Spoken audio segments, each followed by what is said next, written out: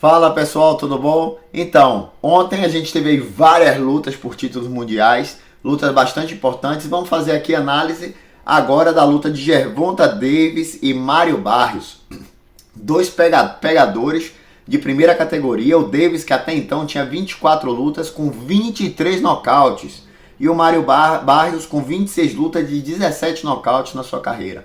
Ou seja, uma luta que tinha tudo para acabar por nocaute. A expectativa realmente era muito grande. A gente tem aí o Gervonta Davis, que é um nocauteador, é um pegador mesmo nato, e o Mário Barrios, que é um trocador, que também tem uma grande pegada.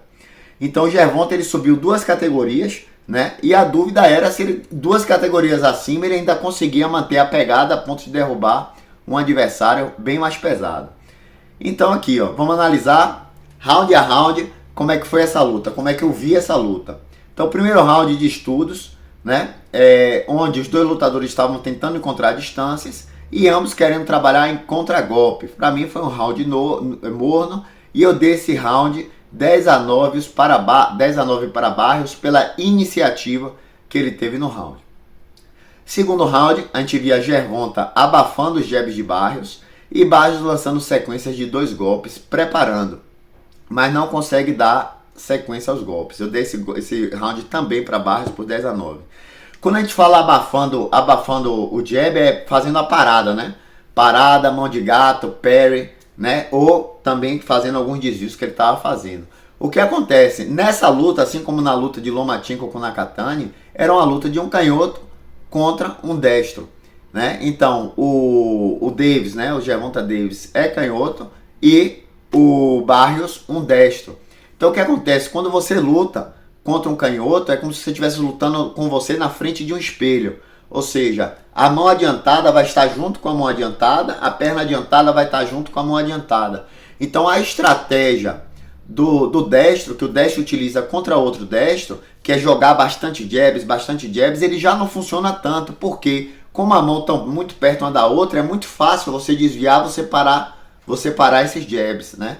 Então, na verdade, o destro ele tem que lutar com a postura um pouco mais quadrada, né? Menos lateralizada, para poder também soltar a mão direita, não apenas como golpe finalizador, mas também como golpe preparador, né? Então, a gente via que o Barrios, ele estava numa postura já um pouquinho mais, né, de farrador, de trocador, porque é característica dele, é característica dos mexicanos, tem uma postura um pouco mais quadrada do que de um estilista, que é mais lateralizada. Mas ele estava facilmente, né, tocando e sendo desviado pelo Barrios, pelo Gervonta Davis, nesse primeiro round, beleza? Então aqui no segundo round, no terceiro round, Davis começa a ser mais agressivo, mas Barrios sempre responde.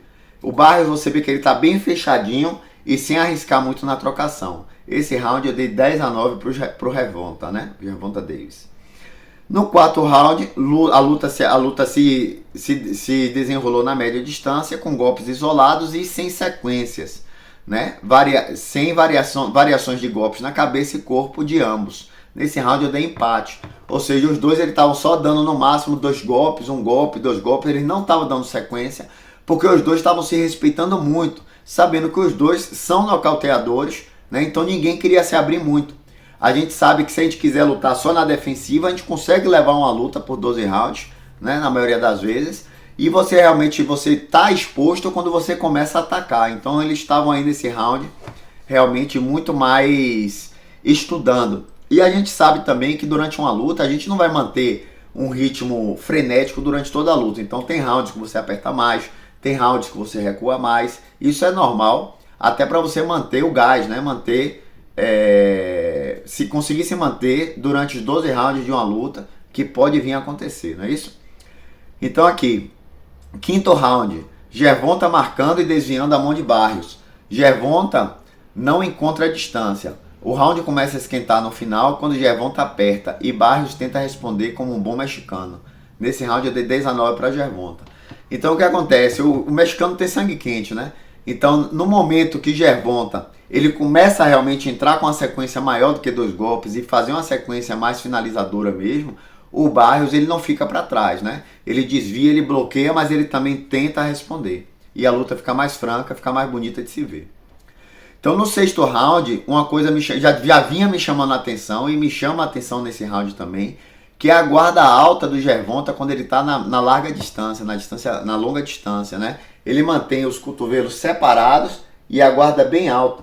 E talvez no futuro esse seja aí um caminho para as pessoas que queiram derrotar o Gervonta, é justamente trabalhar a linha de cintura dele quando ele está com essa guarda mais na longa distância. Então trabalhando aí, de repente o hook, a média distância, né? A média larga distância, dá para pegar um hook mais aberto a larga distância, né? E fazer golpes preparadores em cima para finalizar embaixo, né? Talvez esse seja um dos caminhos. Foi uma das coisas que me chamou a atenção nesse round. Barrios começa a cortar o ringue, né? Cortar o ringue, quem não conhece, é você trabalhar assim, costurando o ringue, levando o atleta sem que ele perceba para um dos cantos do ringue, né? Isso faz muito bem os mexicanos, né? E Davis está esperando o momento certo de largar as bombas, né? Então a gente vê que Davis, ele tá ali, a gente sente no olhar dele assim, esperando o momento certo de largar a mão dele, né?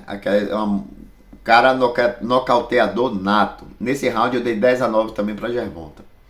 No sétimo round, nenhum dos dois encontrou o domínio da distância, né? Nenhum dos dois fez prevalecer a sua distância e Davis volta mais ativo e arriscando mais sequências. E Barrios passa a trabalhar sempre no contra, né? Quando a gente fala contra, é porque pode ser contra-ataque ou contra-golpe. Algumas escolas de combate chamam de tudo de contra-ataque, fala contra-ataque de resposta, né? Que seria o contra-ataque em 2-3 tempos, e o contra-ataque de encontro, que seria o que a gente chama de contra-golpe, que é um tempo só, onde os golpes se cruzam. Mas enfim, eu prefiro chamar de contra-ataque e contra-golpe. Fica mais fácil da pessoa entender. Beleza? Então vamos aqui, oitavo round.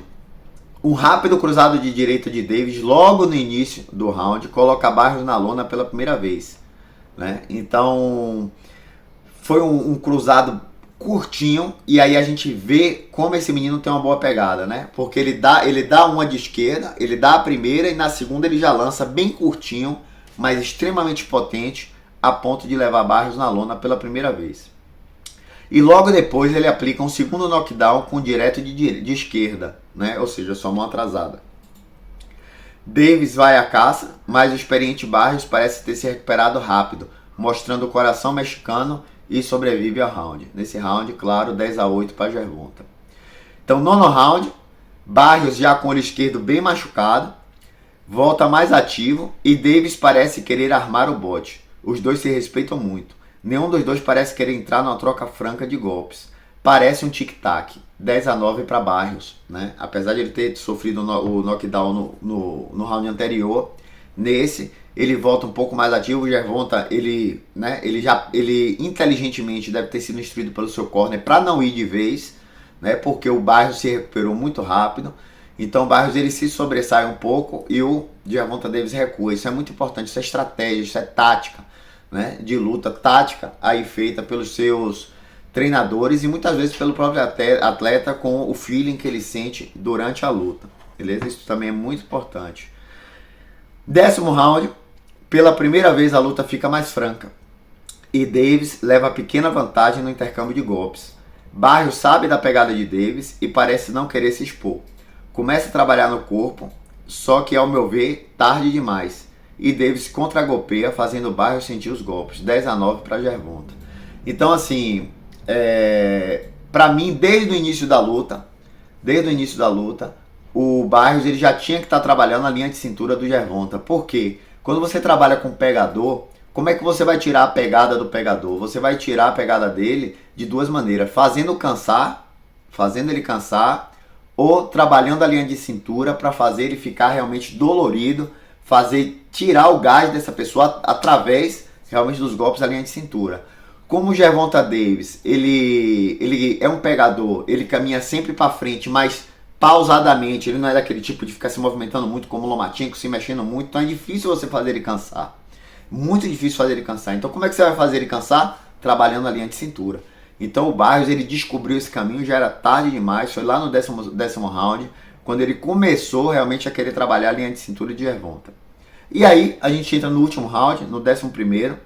Barrios, sabendo que estava perdendo, volta se arriscando um pouco né? E que necessitando de um nocaute. Davis começa a contragolpear devido à exposição de Barrios, como a gente falou, né? Se você ficar ali fechadinho a luta inteira, você leva a luta a vida inteira e vai perder lá por pontos, né? Mas, como o Barrios viu que ele estava perdendo, ele começou a se expor mais. E o Davis começou a contragolpear, né? Barrios caminhava para frente para tentar encurtar a distância. Devido à exposição de Barrios, o Davis começava a caminhar para frente para encurtar a distância, aplicando o primeiro knockdown com um golpe ao corpo, e logo em seguida um segundo, ao qual Barrios não pôde se recompor, e aí foi o final da luta. Então, pessoal, essa foi minha análise aí da luta, né? Mais uma vez um canhoto ganhou contra um destro, né? Por causa de adaptações em relação às posições, sem querer tirar o mérito do Gervonta. O Gervonta é um craque, é um grande pegador nato, né? Vai estar aí no topo da categoria durante muito tempo, né? Porque ele realmente é diferenciado, beleza? Mas falta realmente assim um pouco mais de estudo, um pouco mais de sparring, ao meu ver, tá? Com sparrings canhotos, né? E um pouco mais de estratégia e um pouco mais de estudo tático durante a luta, beleza? Espero que vocês tenham gostado. E agora a gente não sabe qual é o próximo passo, né? Vamos ver o que é que Gervonta, o que é que o matchmaker, né, de Gervonta vai fazer. De repente já pensou uma luta aí de Gervonta Davis contra Lomachenko? Que lutão, né? Acho que vai bater recorde de pay-per-view, né? Então a gente não sabe ainda como é que vai se dar as próximas lutas. A gente não sabe, no caso do Lomachenko, se ele vai já ter uma revanche com o Teófimo, né? Se ele de repente luta com Gervonta. Deixem a opinião aí de vocês. O que é que vocês acharam da luta? Se vocês gostaram, se vocês não gostaram, comentem aí livremente aqui abaixo nos nossos comentários. E assistam também a nossa análise da luta de Lomachenko contra Nakatani. Beleza? Não se esquece, gostou do vídeo? Dá um like, comenta, compartilha esse vídeo com seus amigos e principalmente se inscreve nos nossos canais aqui do YouTube, no nosso Instagram, @Universidade do Boxe, e no nosso Facebook, também Universidade do Boxe. Valeu? Prometo que vou gravar um vídeo ainda essa semana mostrando como é a cartilha que está escrito no livro, que muitas vezes na prática não funciona, mas o que está escrito no livro de como um destro lutar com canhoto. Beleza? Valeu, galera! Boxe!